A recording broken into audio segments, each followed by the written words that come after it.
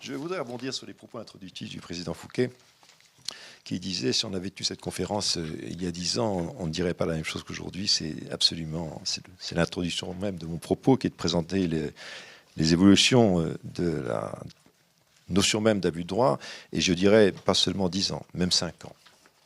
Même 5 ans, peut-être même 3 ans, 2 ans, ça évolue très vite. Je vais essayer de présenter donc les évolutions de la notion d'abus de droit, de ses critères, parfois discrètes mais fondamentales, après quoi Marc Bornhauser en donnera les illustrations à partir d'affaires jurisprudentielles récentes et d'avis du comité de l'abus de droit récents qu'il connaît parfaitement et qui sont également très intéressants. Mon propos tournera autour de 3 idées. Premièrement, les critères de l'abus de droit ont évolué surtout en pratique, plus encore en pratique qu'en législation. Deuxièmement, aujourd'hui, pour anticiper un abus de droit, il faut, à mon avis, ne plus retenir qu'un seul critère, je vous dirai lequel. Et troisièmement, je voudrais vous demander avec vous si nous allons vers davantage de redressement d'abus de droit ou au contraire moins de redressement d'abus de droit. Les critères de l'abus de droit ont beaucoup évolué. Hier, il y avait 2 précautions à prendre, qui étaient simples, pour éviter l'abus de droit. On se demandait si l'opération n'était pas purement fictive, et deuxièmement, si elle n'avait pas un but exclusivement fiscal. Or, ces 2 critères, tous les 2, ont perdu beaucoup de leur pertinence. Ils n'ont pas disparu, bien sûr. Il faut toujours se poser ces 2 questions. Mais ils ont perdu beaucoup de leur pertinence.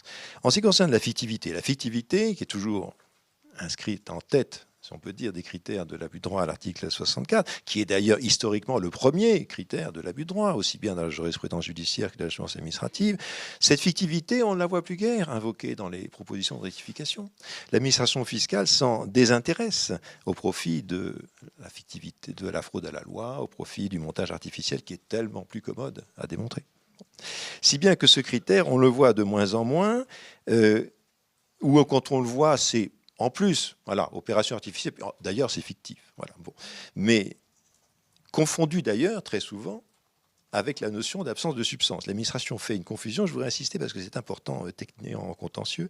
Les services vérificateurs font très souvent une confusion entre la fictivité et l'absence de substance. L'absence de substance, c'est l'absence de moyens d'exploitation, l'absence de personnel, l'absence de locaux propres, l'absence de machines à écrire, de tables, de chaises, de locaux propres, selon les critères d'ailleurs qui viennent tout droit de la jurisprudence de la Cour de justice de l'Union européenne, Cadbury-Schweppes en 2006, qui a posé pour la première fois ces critères, et qui d'ailleurs parlait, c'est intéressant, d'existence physique de la société. Le défaut de substance, dans l'arrêt Cadbury-Schweppes, c'est l'absence d'existence physique de la société. C'est intéressant parce que c'est vraiment un critère tout de même très, très, très primaire.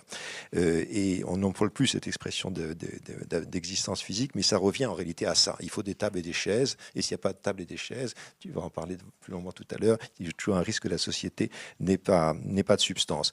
Or, la fictivité, c'est très différent pour une société. La fictivité, c'est les apports qui ne sont pas versés, les organes sociaux qui ne se réunissent pas, l'absence de comptabilité. Ça veut dire que la société, tout simplement, n'a pas été créée. La fictivité pour une société, c'est qu'elle n'a pas tout simplement été créée. Pas d'apport, pas d'organes sociaux qui se réunissent.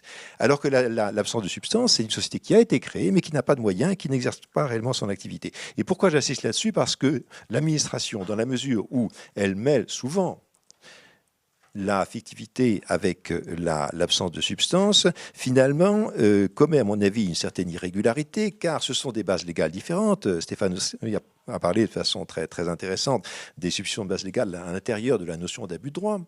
Et il y en a bien d'autres, et notamment le fait pour l'administration d'invoquer la fictivité ou bien d'invoquer l'absence de substance, qui sont des notions très différentes, constitue pour moi une substitution de base légale, qui est soumise par conséquent aux conditions qu'on connaît, qu'a développé Stéphane Ostry, notamment en ce qui concerne la possibilité de saisir, la garantie que constitue le droit de saisir le comité d'abus de droit fiscal, qui a donné lieu à ce retentissant arrêt Loupa qu'on a obtenu ensemble.